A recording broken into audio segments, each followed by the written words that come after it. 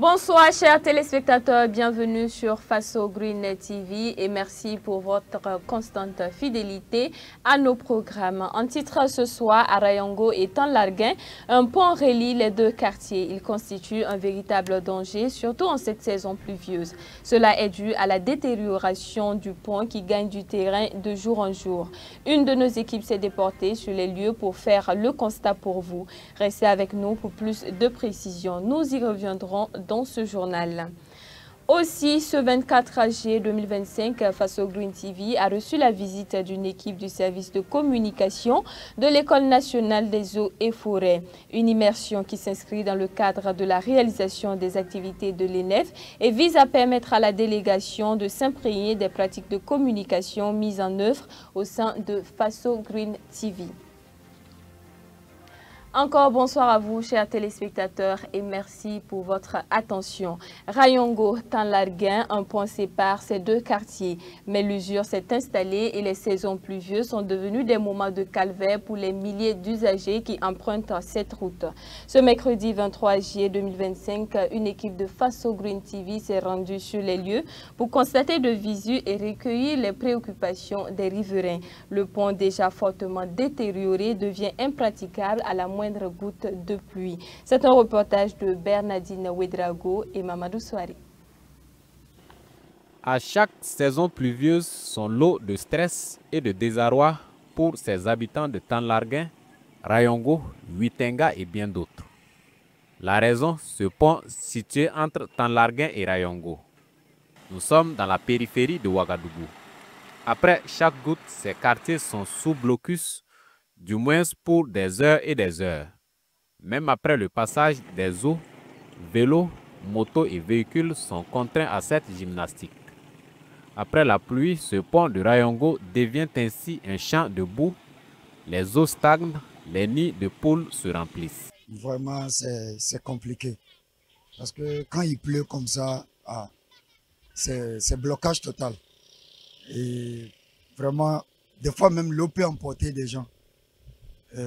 On demande vraiment au gouvernement s'il peut s'osiner, réparer la voie là pour nous. Vraiment, ça va nous aider. Les habitants assistent donc impuissants à des scènes dangereuses à telle enseigne que certains usagers ont surnommé ce pont le pont de tous les dangers.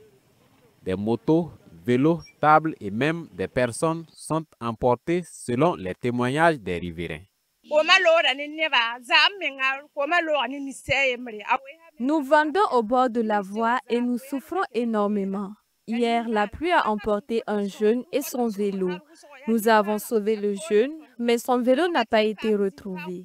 Nous souffrons et demandons de l'aide. Nous vendons ici juste pour pouvoir subvenir à nos besoins. Et avec la pluie d'hier, c'était très difficile de rejoindre nos maisons.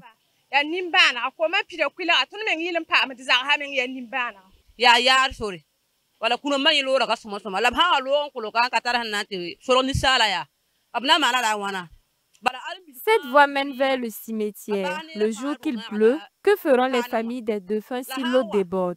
Où iront-elles? Permettez aux familles d'accompagner leurs proches dans leur dernière demeure. C'est une voie beaucoup fréquentée et l'État doit jeter un coup d'œil à ce pont. Ce n'est pas agréable de voir des gens devant ce pont qui peinent à rejoindre leur concession. C'est vraiment triste. Chaque pluie est suivie d'un moment de patience. Un pont qui ne tient plus. Des populations qui attendent encore et encore sans pouvoir rejoindre leur concession ou leur lieu de travail. Pourtant, c'est une voie beaucoup fréquentée. Très souvent, il ne peut pas pleuvoir dans le quartier, mais l'eau monte au niveau du pont parce qu'il a plu ailleurs. Lorsqu'il commence à pleuvoir, chacun cherche à rentrer, même les commerçants. Ceux qui sont en ville ne peuvent plus rentrer et les deux côtés de la rive sont remplis de monde attendant de pouvoir traverser.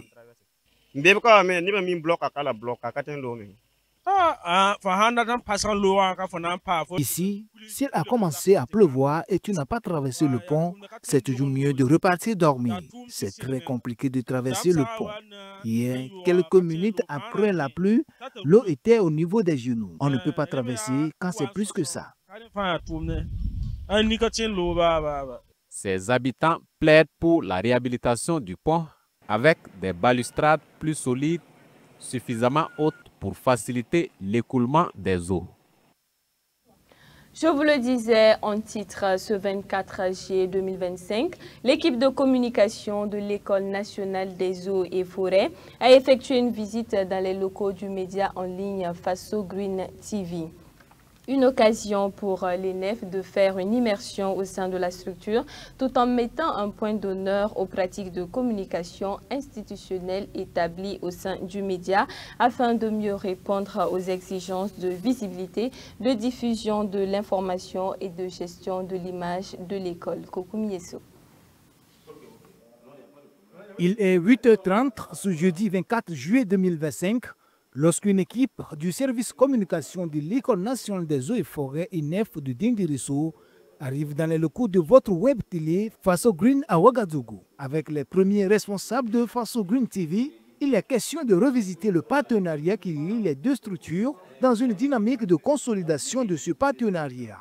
Le service communication de l'ENEF veut aussi s'appuyer sur l'expertise de votre média spécialisé dans le traitement de l'information environnementale pour renforcer davantage sa communication. En tant que service, il faut sortir, essayer de se former, voir quels sont les outils qu'on peut avoir avec les techniciens du domaine pour pouvoir vraiment faire un travail pour atteindre nos objectifs. C'est dans ce cadre-là que nous sommes sortis. Et vu que Faso Green aussi est un collaborateur du ministère qui date, donc l'École nationale va décider de venir par Faso Green, voir ensemble comment on peut travailler. L'équipe du service communication de l'ENEF a donc eu l'opportunité au cours de cette immersion de s'imprégner du processus de traitement de l'information de la rédaction des tests au montage en passant par la diffusion. Cette immersion a donc permis à l'équipe de l'École nationale des eaux et forêts de découvrir les techniques modernes de production médiatique utilisées par Faso Green. Les discussions ont principalement concerné la création de contenus vidéo de haute qualité, spécialement conçus pour sensibiliser les populations urbaines et rurales aux enjeux environnementaux. Je dirais que j'ai connu Faso Green réellement parce que Faso Green, ce qu'ils font, c'est assez formidable. Voilà, ce matin, nous avons vu comment les montages sont faits, comment on appelle, ils font les présentations. Voilà, donc on a eu à faire des exercices, voilà, on a eu des outils qui pourront nous permettre de pouvoir vraiment mieux faire notre travail.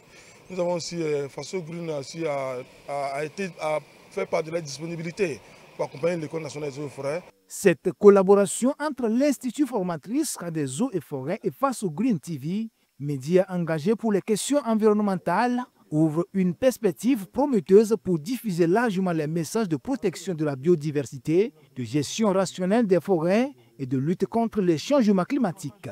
Elle contribuera ainsi à sensibiliser davantage les citoyens et à mobiliser les énergies autour de l'enjeu vital que représente la préservation des ressources naturelles du Burkina Faso. Près de 400 km, venir visiter Faso Green TV. C'est-à-dire que pour nous, c'est un sentiment de joie énorme.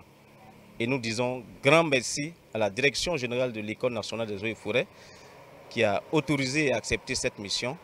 Et nous disons également merci au service de communication de l'École nationale des eaux et forêts, ici représenté à travers le premier responsable du service.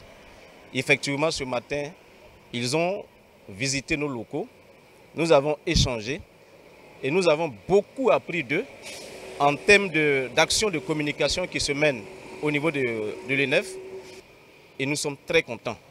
À notre tour, nous leur avons montré ce que nous faisons à Faso Green TV, qu'est-ce que c'est Faso Green TV, les actions qui sont menées.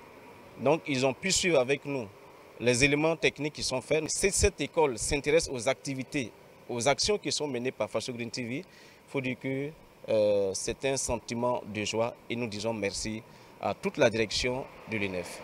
Créé en 1948, l'ENEF est devenu un établissement public à caractère administratif qui vise à former des cadres spécialisés dans la gestion durable des écosystèmes et la protection des ressources naturelles du Burkina Faso. Elle offre divers cycles de formation pour préparer des inspecteurs, contrôleurs, assistants et préposés des eaux et forêts, les dotant de compétences théoriques et pratiques solides. Cette initiative s'inscrit dans la volonté du ministère de l'Environnement de mettre en valeur la formation et les actions des agents forestiers. Et Faso Green TV est, selon les visiteurs du jour, le média par excellence qui pourra aider à l'atteinte de ces différents objectifs. Des jours après le clap de fin de la 7e édition du Salon international de l'arbre, nous vous ramenons sur les traces de quelques exposants. Entre plantes et produits d'origine végétaux, le salon aura tenu le pari, celui de promouvoir la ressource forestière du pays et ses produits dérivés. Le tour d'horizon des stands d'exposition, c'est dans cet élément de Souleymane Ouedraogo et Kokou Mieso. Un parterre de produits végétaux qui donne l'allure d'un jardin spécialement aménagé pour production de pépinières. Nous sommes à la rue marchande de la 7e édition du Salon international de l'arbre. Dans les différents stands d'exposition, on peut apercevoir de jeunes plants de diverses espèces comme des arbres fruitiers en passant par les ombragés ou ceux décoratifs.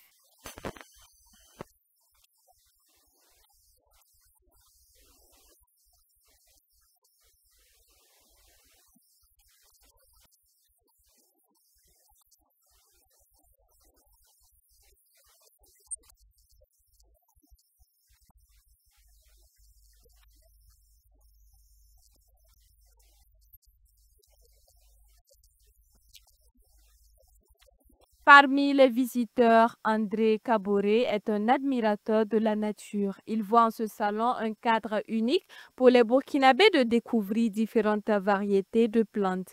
L'homme dit être propriétaire d'un bosquet et pour s'inscrire dans la dynamique de promouvoir les bosquets à plantes médicinales, il veut y planter des arbres médicamenteux. Le président a lancé cette initiative de planter des arbres médicinaux. Moi, particulièrement, mon épouse soigne à travers les plants, les arbres.